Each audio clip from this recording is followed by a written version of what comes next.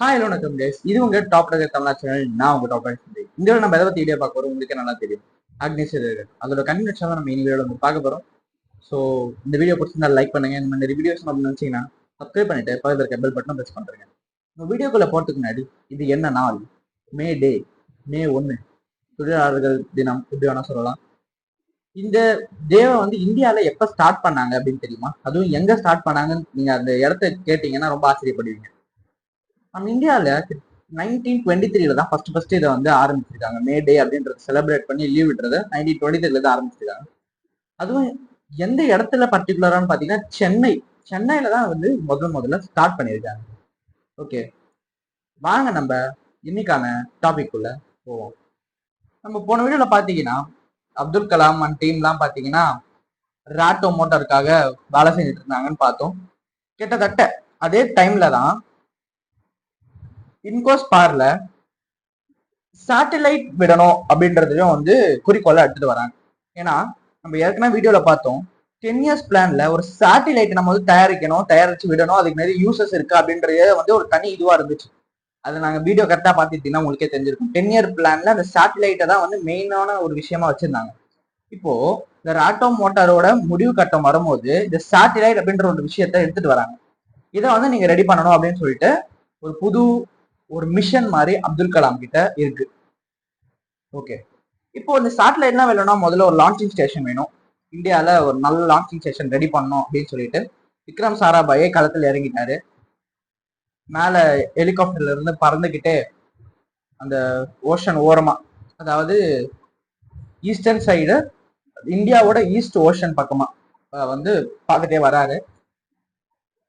எந்த இடத்துல கரெக்டா இருக்கும் அப்படின்றத பத்தி அது அந்த இடத்த செலக்ட் பண்றதுல நிறைய சயின்டிபிக்கான ரீசன்ஸ் எல்லாம் இருக்கு அப்படின்னு சொல்றாங்க. ஏன்னா அது கிராவிட்டி, அர்த்தோட கிராவிடேஷனல் புல் கரெக்டா எங்க இருக்கும் அங்கதான் நம்ம வந்து அந்த இடத்த செட் பண்ண முடியும் அப்படின்றதுலாம் வந்து விளக்கமா கொடுத்துருந்தாங்க. நம்மளுக்கு கடைசியில என்ன நடந்தது நம்மளுக்கே தெரியும். எந்த இடத்துல ராக்கெட் லான்ச் ஸ்டேஷன் வச்சாங்க அப்படின்னு. அது எங்கன்னு பாத்தீங்கன்னா சென்னையில இருந்து 100 கிலோமீட்டர் தொலைவில் இருக்க ஸ்ரீஹரிகோட்டா அப்படின்ற ஒரு சின்ன தீவு. அந்த தீவு வந்து கிட்டத்தட்ட 10 கிலோமீட்டர் டயாமீட்டர்ல இருக்கு. ஓரளவுக்கு அந்த ராக்கெட் லான்ச் ஸ்டேஷன் உருவாக்குற அளவுக்கு ஒரு கொஞ்சம் பெரிய ஸ்டேஷன் ஒரு இடம் தான் அது. அதனால அந்த இடத்த கரெக்டா சூஸ் பண்ணாங்க. அதுல நிறைய சயின்டிபிக் ரீசன்ஸும் இருக்கு அந்த இடத்த சூஸ் பண்றது. அதுக்கப்புறம் இப்போ ஒரு டீம் ஃபார்ம் பண்ணோம். அந்த டீம்ல நிறைய எக்ஸ்பீரியன்ஸான ஆளுங்கள்லாம் வேணும் அப்படின்ட்டு விக்ரம் சாராபாய் முடிவு செஞ்சாரு. அப்போ அந்த டீம்ல யாரெல்லாம் வைக்கலாம் அப்படின்னு யோசிக்கும் போது சேட்டலைட் வரையும் வரும்போது அவருக்கு நிறைய எக்ஸ்பீரியன்ஸ் வந்துருச்சு அப்துல் கலாம்க்கு. ஏன்னா ராட்டோ மோட்டார் உருவாக்குறதுல இருந்து ரோஹிணி ராக்கெட் உருவாக்குறதுல இருந்து சவுண்டிங் ராக்கெட்டை பத்தி ஆராய்ச்சி பண்றதுல இருந்து நிறைய எக்ஸ்பீரியன்ஸ் இவருக்கு கெயின் ஆயிடுச்சு. ஸோ விக்ரம் சாராபாய் அப்துல் கலாமை நம்பி இந்த சேட்டலைட் எஸ்எல்வி அப்படின்னு சொல்லப்படுற சேட்டலைட் லான்ச்சிங் வெஹிக்கல் ரெடி பண்றதுக்கு அப்துல் கலாமைய தலைமையா, அதாவது ஹெட்டா வந்து நியமிக்கிறாரு. அவருக்கு கீழே ஒரு டீம் ஆஃப் மெம்பர் ஒர்க் பண்ணிட்டு இருக்காங்க.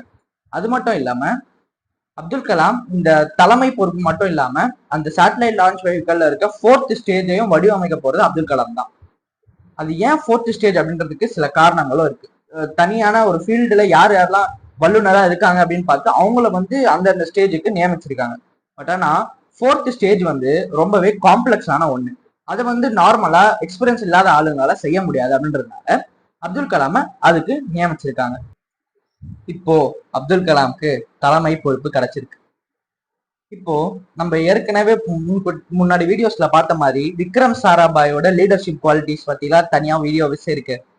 அந்த குவாலிட்டிஸ் எல்லாம் நம்ம அப்துல் கலாம் கிட்ட பார்க்க முடிஞ்சிருக்கு. அது என்னன்னு பாத்தீங்கன்னா ஒரு விஷயத்திலயும் அவங்க வந்து அந்த ஸ்டேஜை செஞ்சு முடிக்கும் போது அவங்களோட டீமால நல்லா கவனிக்கிறாரு. அவங்க என்னென்ன பண்றாங்க, கரெக்டா பண்றாங்களா, இல்ல தப்பு பண்ணாங்க கூட அவங்களும் என்கரேஜ் தான் பண்றாரு. ஏன்னா நீங்க வந்து தப்பு பண்றதுனால அவங்களை டிமோட்டிவேட் பண்ணாம அவங்க என்கரேஜ் பண்ற அந்த குவாலிட்டி, அதாவது விக்ரம் சாராபாய் கிட்ட இருந்த குவாலிட்டி நிறைய அப்துல் கலாம் கிட்ட லீடர்ஷிப் குவாலிட்டியில தென்படுது. அது மட்டும் இல்ல, ஒவ்வொரு ஸ்டேஜையும் அவரு புதுசா கத்துக்கிற மாதிரி பண்றாரு. ஏன்னா அவருக்கு வந்து அதான் அவரோட எக்ஸ்பீரியன்ஸ் இருந்தாலும் அவர் வந்து ஒரு தன்னடக்கமா எல்லாத்தையுமே வந்து புதுசா கத்துக்கிறாரு. ஒரு தோல்வியில இருந்தும் அவருக்கு என்னென்ன மாத்தி செய்யணும் அப்படின்றத பத்தி கத்துக்கிறாரு. அதே தான் அவரோட டீம் மெம்பர்ஸ்க்கும் அவரு கீழே வேலை செய்யறவங்களுக்கும் வந்து இந்த விஷயத்த வந்து அவர் வந்து புரிய வைக்கிறாரு. ஸோ எல்லார்கிட்டயுமே ஒரு ஓப்பனா பேசி அந்த லீடரை வந்து ஒரு லீடர்னா எப்படி இருக்கணும், அதுவும் இந்த ஒரு துறையில லீடர் எப்படி இருக்கணும், இந்தியாவோட டிஃபென்ஸ் சம்மந்தப்பட்டது அப்படின்றதுனால ஒரு லீடர்னா எப்படி இருக்கணும் அப்படின்றதுக்கு கரெக்டான எக்ஸாம்பிளா இருந்திருக்காரு அப்துல் கலாம். அது மட்டும் இல்ல, இப்போ இந்தியன் நேஷனல் சயின்ஸ் அகாடமி அது வந்து அதோட ஒரு பிரான்ச்சா இன்கோஸ்பார ஆட் பண்ணியிருக்காங்க, ஒரு ஆலோசனை கூட்டமா. இப்போ ஒரு இந்தியாவோட சயின்ஸ் அப்படின்னு வரும்போது நம்மளோட இன்கோஸ்பாரம் ஒரு பார்ட்டா ஆக்கிட்டாங்க. இப்போ இந்த ராக்கெட் சேட்டிலைட்டோட முக்கியத்துவம் அதிகரிச்சிருக்கிறது நம்மளுக்கு தெரியுது.